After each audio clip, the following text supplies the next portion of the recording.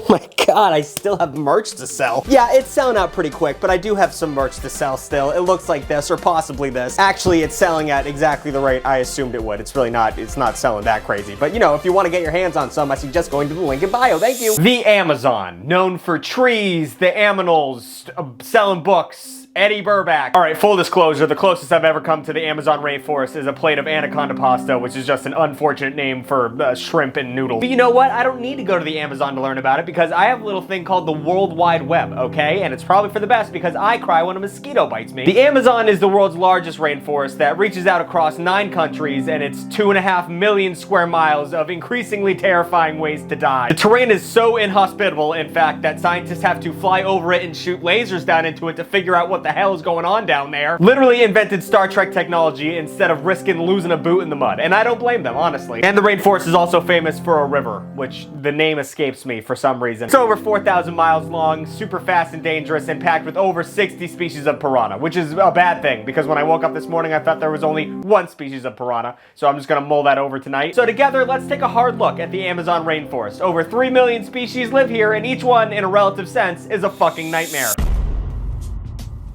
So part of the Amazon's terror is how it entices you with its natural wonders, like a sea siren or Auntie Anne's pretzel nuggets. It's got pink dolphins, it's got a lot of coffee beans. 70% of the plants that cure cancer on Earth live in the Amazon, which is a crazy fact. So you'd think this place would be magical and fun, like Disney World, but in fact it's like Six Flags New England, aka a death trap. The animals, the terrain, and even the mafia is hunting you in the Amazon rainforest. I'll expand on that later. Number 1, this hoe is dark, y'all. It's real dark in there. The trees in the Amazon forest are thick, fatty bombalatti boys who have no sense of portion control or calorie intake. And that type of lifestyle leads to the leaves and vegetation of these trees creating some sort of canopy over the entire forest that is really thick. It sounds really cool and romantic, but it's more like a weighted blanket put over an elderly chihuahua, as in it's not going to live. You're going to die in that canopy. It's so dense that a drop of rain falling from the sky takes 10 minutes to touch the ground in the fucking Amazon because there's so much shit it has to go through. And the trees in some areas of the forest block out 99% of the sun.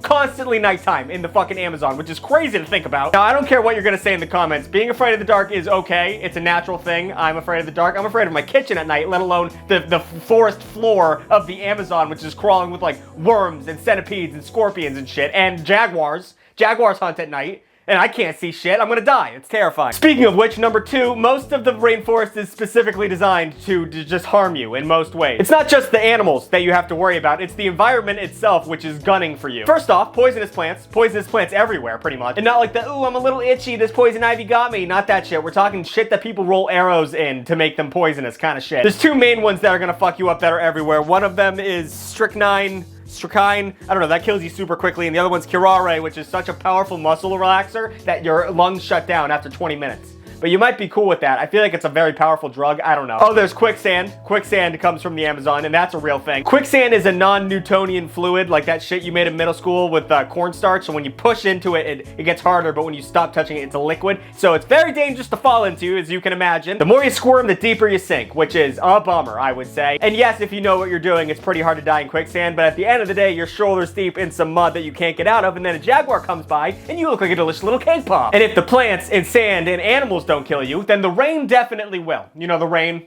in the title. They weren't being sarcastic when they named this thing like Greenland, that whole bullshit. No, they were being serious when they called this a rainforest. Flooding is a huge issue in the Amazon rainforest. If you're distracted for even a second while you're trying to rip open an MRE with your teeth, you can just get swept away and you're gone forever. And thanks to climate change, 7 out of the last 10 worst floods that ever happened in the Amazon happened in the last decade. So, you know, call your travel agent, book now. And then we have rainforest mafias, which is, I must stress, a real thing. So illegal logging is a big business in the Amazon because if there's a tree you're not allowed to cut down, there is an asshole trying to cut down that tree. Armed large criminal groups clear out huge chunks of the trees to make way for cattle, like they're making land for cattle. And actually 80% of deforestation happens because of these assholes. So the Rainforest Cafe's Rainforest Burger is much sadder than we all expected, which is crazy because as itself, it's a very sad meal. And the mafias are very violent and dangerous towards the indigenous populations that live there. So if you're just walking through Amazon hell and you finally find a beautiful clearing with beautiful cattle, just know a bullet's gonna whiz through your eyebrows any second. So enjoy the image while it lasts because you're going down fast. And also there's pirates.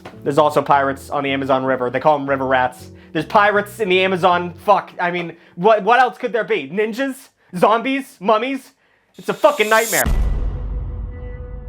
Hey, you know who I trust? Scientists. Boo, liberal. Say what you will about those nerds in lab coats, but they went to school and actually learned shit, so you gotta cut them some slack. That being said, if they can't figure shit out, you know, what the fuck's going on, right? And you know what they can't figure out? That's right, the goddamn Amazon forest. That's correct. I mean, it's not entirely their fault. The Amazon rainforest is constantly defying our conceptions of what the natural order of the world should be, so I get it. But I just thought it would be nice to go over some key concepts that scientists don't understand about the Amazon rainforest, so we can all just be a little bit more scared before we go to bed tonight. Number one, you know the Amazon River, known for being big and in this Amazon? Well, get this, scientists don't agree on the source of it. They don't know where it comes from. That's what the fuck? It seems like you would, you know, just follow it. Just see where it goes. That'd be a pretty good solution to this problem. But here's the catch. There are actually 3 different sources of water in the Andes Mountains that all flow into the Amazon rainforest, and they don't know which one is the main source. So they're all arguing about it like fucking children. Just nerds up on Mount Science having a bitter conversation while there are pirates on the fucking river. I bet we focus on that first.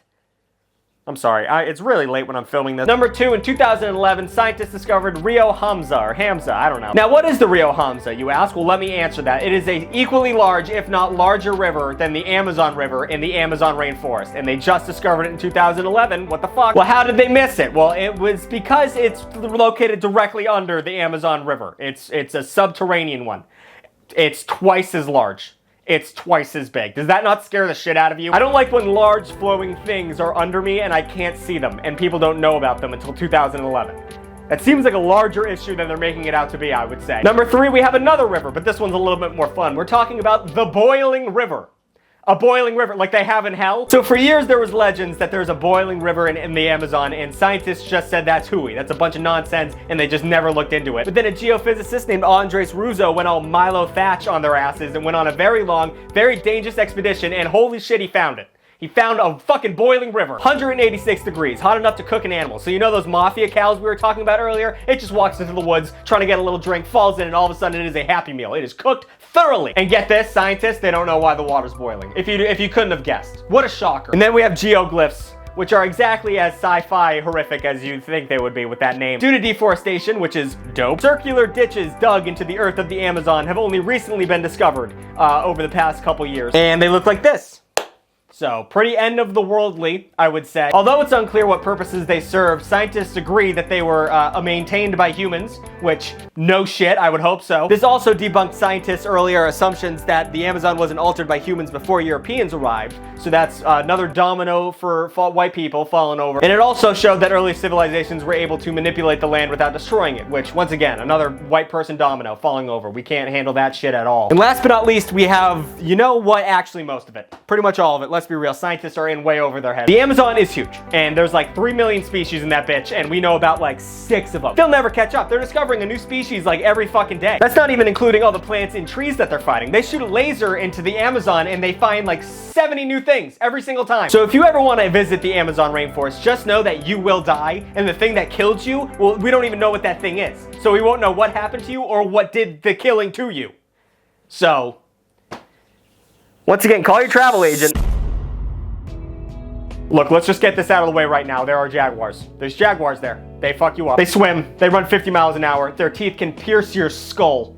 So, they're pretty scary. But they're just scary. Today I'm going to talk about the horrifying. Oh, but Tucker, what's more scary than a 150-pound jungle cat that starts eating your organs before you die? Well, the answer is a lot of shit, actually. Sadly, a lot of shit. Number 1, and of course, is the electric eel. Now, I have talked a lot of shit about electric eels. I didn't believe they existed for a long time because no animal should have fucking Pokemon powers. But through my research, I've discovered that they existed. I mean, look into the eyes of this fucking thing and you tell me it has a soul. It does not. It is an 8-foot-long exposed electrical wire floating down a goddamn river. Oh, and they can leap out of the water too, so that's cool. If you're just fishing on the riverbank like Huckleberry Finn, you can just get slapped in the face with a 7-foot, 800-volt dildo. So that's sick. But the good news is 800 volts isn't enough to kill somebody, so you won't die immediately. You'll just go into paralysis and sink to the bottom of the river and drown. So, huzzah! Number 2, we have the Goliath bird eater.